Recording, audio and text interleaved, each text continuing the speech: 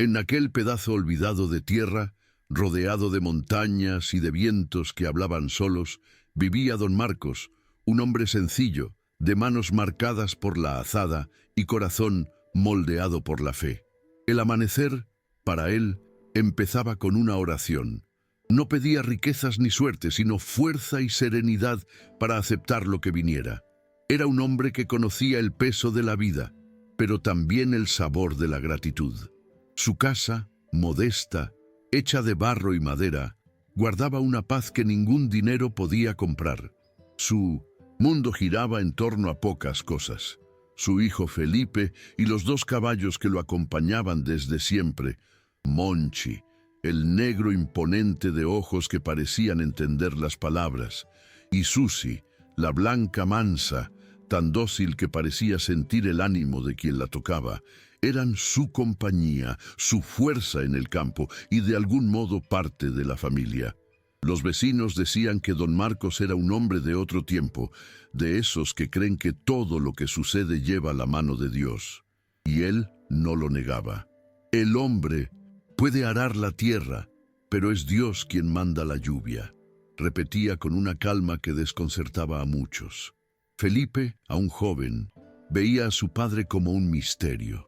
Admiraba su serenidad, pero a veces pensaba que aquella calma no era fe, sino terquedad disfrazada. Cuando el hacendado más rico de la región apareció ofreciendo una suma tentadora por los 2 caballos, el corazón del muchacho se aceleró. Era dinero suficiente para cambiar de vida, arreglar el techo, comprar herramientas nuevas y hasta mandarlo a estudiar a la ciudad. Pero don Marcos apenas lo pensó. Sonrió con amabilidad, movió la cabeza y dijo solamente: «Estos animales son más que fuerza. Ellos conocen mi corazón». La noticia del rechazo corrió rápido por el pueblo. En la tienda, en las porteras, en las conversaciones del atardecer, el nombre de don Marcos se volvió motivo de burla. «Tonto», decían algunos. «El hombre que desprecia el dinero no tiene juicio», murmuraban otros. Felipe lo oía todo y sentía el rostro arder de vergüenza. No entendía cómo su padre podía mantenerse tan tranquilo ante las críticas. Por la noche, mientras intentaba convencerlo de que había perdido una oportunidad única, don Marcos solo miró el fuego de la lámpara y respondió: «Lo que es nuestro, hijo, ni el oro se lo lleva, y lo que no es, ni el oro lo trae». Las palabras quedaron resonando en el corazón de Felipe, mezcladas con la confusión y la impaciencia de quien todavía no aprendió a esperar el tiempo de Dios. Pero el tiempo, como siempre, trajo sus pruebas. Pocos días después, la desgracia llamó a la puerta de aquella familia. Susi, la yegua blanca, resbaló cerca del arroyo y se fracturó una pata. El animal gemía de dolor, y don Marcos, con la mirada afligida, hizo cuanto pudo por aliviar su sufrimiento. No había veterinario cerca, la cura dependería de la paciencia y de la fe. Al mismo tiempo, Monchi comenzó a enfermar. El brillo de sus ojos se apagó, el cuerpo fuerte ya no respondía con el mismo vigor. Felipe se desesperó, convencido de que aquello era un castigo por haber rechazado el dinero. «¿Ves, padre? Dios nos está castigando», gritó, preso de la rabia y de la tristeza. Don Marcos, cansado pero sereno, respondió sin alterarse: «No llames desgracia a lo que aún no ha terminado, hijo mío. A veces lo que parece pérdida es solo el inicio del cuidado de Dios». Los días siguientes fueron duros. El sonido del campo parecía haberse callado, como si hasta la naturaleza se hubiera recogido ante el dolor de Nindomecientos. Aquella casa humilde. Don Marcos seguía levantándose temprano, aunque el corazón le pesara, cuidando de los caballos con la ternura de quien cuida de sus hijos. Felipe, en cambio, apenas podía ocultar su rabia. Le parecía injusto que, pese a tanta fe, todo se desmoronara a su alrededor. A veces lo observaba en silencio, sentado junto a la cerca, mirando el horizonte con la misma calma de siempre, y se preguntaba si aquello era fe o simple resignación. Pero había algo en los ojos de don Marcos, una paz obstinada, casi imposible de comprender, que le impedía discutir. Era como si, aun sin respuestas, el viejo campesino supiera algo que nadie más sabía. Fue en una de esas mañanas, cuando el sol aún no tenía fuerza, que el destino decidió poner a prueba una vez más la fe de don Marcos. Mientras cortaba leña, la hoja del hacha se le escapó y le hirió el pie. La sangre brotó enseguida, la herida era profunda. Felipe corrió desesperado, improvisó vendajes y sin recursos solo pudo confiar en que el tiempo haría su parte. Pero la herida se infectó y el hombre, acostumbrado al trabajo diario, se vio obligado a detenerse. Los días se arrastraban entre el dolor y la impotencia. Felipe empezó a encargarse de todo, de los caballos, de la siembra, de la casa, sintiendo el peso de una vida que le parecía cada vez más injusta. Por las noches, oía a su padre rezar en voz baja, y aunque no decía nada, aquella fe silenciosa lo inquietaba, y poco a poco también empezaba a tocarle el alma. Con el paso de las semanas, la casa se fue llenando de silencios. Faltaba la risa, faltaba el sonido de las herramientas en el patio, faltaba el movimiento de don Marcos por el campo. El poco dinero que habían guardado comenzó a escasear, y Felipe, exhausto, veía las cosechas disminuir. Por las noches, cuando se sentaba junto a su padre, fingía estar tranquilo, pero por dentro se sentía perdido, hasta que un día, sin poder más, se desahogó. «Padre, ¿por qué Dios permite tanta desgracia junta? Rezamos, trabajamos, no le hacemos mal a nadie, y aún así todo parece ir mal». Don Marcos, con la mirada cansada pero firme, apoyó la mano sobre el hombro del hijo y respondió con voz serena: «Hijo, Dios no nos debe explicaciones, solo nos pide confianza. La fe es fácil cuando el sol brilla, pero son las noches largas las que muestran si de verdad la tenemos». Esas palabras quedaron resonando en la mente de Felipe durante muchos días. Quería creer en ellas, pero su corazón se empeñaba en dudar. Cuando veía a los caballos esforzándose por ponerse de pie, con las patas aún temblorosas, sentía un nudo en la garganta. Aún así, seguía cuidándolos, quizás más por amor a su padre que por esperanza. Don Marcos, desde su cama, observaba al muchacho en silencio, reconociendo en él la misma lucha que él mismo había librado tiempo atrás contra sus propias dudas. Sabía que de nada servía predicar la fe con palabras, era necesario vivirla. Y así, entre dolores y pequeños gestos, padre e hijo fueron acercándose más, compartiendo un silencio que decía mucho más que cualquier conversación. El tiempo pasó, y lo que antes era rebeldía empezó a transformarse en cansancio. Felipe aprendió a levantarse antes del sol, a enfrentarse al trabajo solo, y poco a poco a notar que incluso entre las dificultades algo lo sostenía. Ya no sabía si era fe o costumbre, pero había una fuerza que lo hacía seguir adelante. Don Marcos lo observaba con un orgullo silencioso. Aunque el dolor del pie no terminaba de irse, agradecía cada día por estar vivo, por tener a su hijo a su lado y por los animales que, pese a sus heridas, seguían luchando. En el fondo, sentía que todo aquello tenía un propósito oculto, y esa certeza le bastaba. A veces sonreía para sí mismo, como quien sabe que Dios trabaja en silencio, sin prisa, pero con perfección.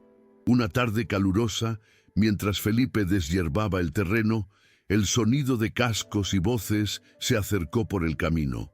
Eran inspectores del gobierno, montados y armados, trayendo noticias que agitaron al pueblo entero. La orden era clara. Todos los jóvenes fuertes y los caballos en buenas condiciones serían reclutados para trabajar en la construcción de una gran vía férrea. Decían que era un honor servir, pero pronto se supo que muchos no regresaban de las montañas donde se levantaban las obras. Felipe sintió el corazón encogerse. Los hombres medían a los muchachos, examinaban a los animales y anotaban nombres en sus listas. Cuando llegaron a la pequeña finca de Don Marcos, miraron a los caballos debilitados y al viejo con el pie herido y enseguida concluyeron: «Estos no sirven», y se marcharon. Cuando el grupo se alejó, Felipe quedó inmóvil en el patio, sin saber si debía sentirse agradecido o avergonzado. Parte de él sentía alivio, pero otra parte llevaba el peso de la vergüenza por no haber sido elegido como los otros jóvenes del pueblo. Don Marcos, con su serenidad habitual, murmuró simplemente: «Dios nos libró de algo que aún no entendemos, hijo. Agradece antes de saber el motivo». Felipe no respondió. Le costaba creer que un rechazo tan simple pudiera esconder un propósito mayor. Aún así, había algo en la voz de su padre, una firmeza mansa, casi sagrada, que lo hizo guardar silencio y contemplar el atardecer. Monchi y Susi pastaban despacio, como si también presintieran que por algún motivo el peligro había pasado lejos de allí. Los días siguientes fueron extraños. El pueblo se sentía vacío, demasiado silencioso. Muchos jóvenes habían sido llevados, y las familias esperaban noticias que tardaban en llegar. Felipe, ahora solo en el campo, sentía la ausencia de los amigos y de las conversaciones. Don Marcos seguía débil, pero el tiempo empezaba a sanar sus heridas, en el cuerpo y en el alma. Por las noches, ambos se sentaban frente al pequeño fuego. El padre hablaba poco, solo lo necesario. «Algún día lo entenderás, hijo», decía de vez en cuando. Y Felipe, aunque no comprendía del todo, empezaba a notar que la calma de su padre no era resignación, sino sabiduría, la de quien ha aprendido a confiar incluso cuando todo parece oscuro. Pasaron algunos meses y la vida comenzó a recuperar su ritmo sencillo. Las cosechas volvieron a crecer. Monchi ya podía galopar nuevamente y Susi, con la pata casi curada, trotaba por el campo con alegría. Felipe empezó a sentir una paz que hacía mucho no conocía. Pasaba más tiempo junto a su padre, aprendiendo de él aquellas pequeñas lecciones que antes no valoraba. Don Marcos ya podía caminar con ayuda de un bastón y algunos días colaboraba en las tareas más livianas. Era como si el hogar, después de tanto dolor, hubiera recobrado su armonía. Aún así, en el fondo del corazón de Felipe quedaba una pregunta muda: ¿por qué había ocurrido todo aquello? La respuesta llegó sin aviso, una mañana fría, cuando un arriero trajo noticias desde las montañas. El túnel del ferrocarril, donde trabajaban los jóvenes, se había derrumbado. Ningún hombre ni caballo sobrevivió. El silencio se apoderó del pueblo. Las madres lloraban, las campanas de la capilla doblaban y una sensación de incredulidad flotaba en el aire. Felipe quedó paralizado. Los nombres que el arriero pronunciaba eran los de sus amigos, sus vecinos, los muchachos con los que había crecido. La voz le temblaba, el corazón le latía con fuerza, y de pronto todo tuvo sentido. Las lágrimas brotaron sin poder contenerlas. Recordó las palabras de su padre, dichas con tanta calma: «No llames mal a lo que aún no ha terminado». Esa tarde, Felipe caminó hasta el campo y se arrodilló junto a Monchi y Susi. Acarició sus cuellos y lloró en silencio, sintiendo el peso y la ligereza de una verdad que lo atravesaba. Cada desgracia que habían vivido, la herida de Susi, la enfermedad de Monchi, el accidente de su padre, era en realidad parte de un plan mayor, incomprensible en el dolor pero perfecto en su propósito. Don Marcos lo observaba a lo lejos, con los ojos humedecidos. No había orgullo en su mirada, solo gratitud. Sabía que la fe verdadera no se enseña con palabras, sino con la confianza que se mantiene cuando todo parece perdido. Y al ver que su hijo por fin comprendía eso, su corazón se llenó de una paz que ninguna riqueza podría comprar. Más tarde, Felipe se sentó junto a su padre en silencio. El sol se escondía tras las montañas, tiñendo el cielo de tonos naranjas y grises. Don Marcos rompió el silencio solo para decir: «Ahora entiendes, hijo, que Dios escribe derecho incluso en las líneas en que el dolor tuerce». Felipe asintió, secándose el rostro. «Entiendo, padre. Y también entiendo que, si no fuera por todo aquello, hoy no estaríamos aquí». El viejo sonrió, sin añadir más palabras. Ya no hacían falta. Entre ellos había una comprensión profunda, nacida del sufrimiento y transformada en fe. Y en ese instante, el tiempo pareció detenerse, como si hasta el viento se inclinara ante la sabiduría que la vida acababa de revelar. Los días siguientes estuvieron llenos de un silencio, distinto, un silencio bueno. Era el silencio de la gratitud, de quien finalmente entiende el sentido de las cosas. Felipe comenzó a mirar la vida con otros ojos. Las tareas más simples, alimentar a los caballos, reparar la cerca, encender el fuego, adquirieron un nuevo significado. Ya no lo hacía por obligación, sino por amor. Veía en cada gesto un motivo para agradecer. Don Marcos, por su parte, sentía que su misión estaba cumplida. El hijo, antes impaciente y desconfiado, ahora veía con el corazón lo que él siempre había sabido: que Dios actúa incluso cuando parece ausente, y esa certeza hacía que todo, incluso el dolor, valiera la pena. Una tarde, mientras el viento soplaba suavemente entre los maizales, Felipe observó a su padre sentado en la galería, con la mirada perdida en el horizonte. Parecía conversar con el tiempo mismo. Se acercó despacio y preguntó en qué pensaba. Don Marcos sonrió y respondió: «Pienso en cómo Dios nos protegió, aun cuando creíamos que nos había olvidado. A veces, hijo, las bendiciones vienen disfrazadas de pruebas, porque es la única forma de aprender a mirar con los ojos de la fe». Felipe guardó silencio, sintiendo la verdad de aquellas palabras. Eran simples, pero profundas, tan reales como la tierra que pisaban. Y comprendió que la sabiduría de su padre no venía de los libros, sino de la comunión silenciosa con Dios y con la vida misma. El tiempo siguió su curso y la finca, aunque modesta, volvió a florecer. Monchi y Susi, recuperados, trabajaban con la misma lealtad de siempre, como si comprendieran el milagro vivido junto a aquella familia. Felipe asumió las tareas del padre, y cada uno de sus movimientos llevaba más cuidado, más fe, más paciencia. Don Marcos lo observaba con un orgullo sereno, viendo que su hijo ya no sembraba solo granos en la tierra, sino gratitud en el corazón.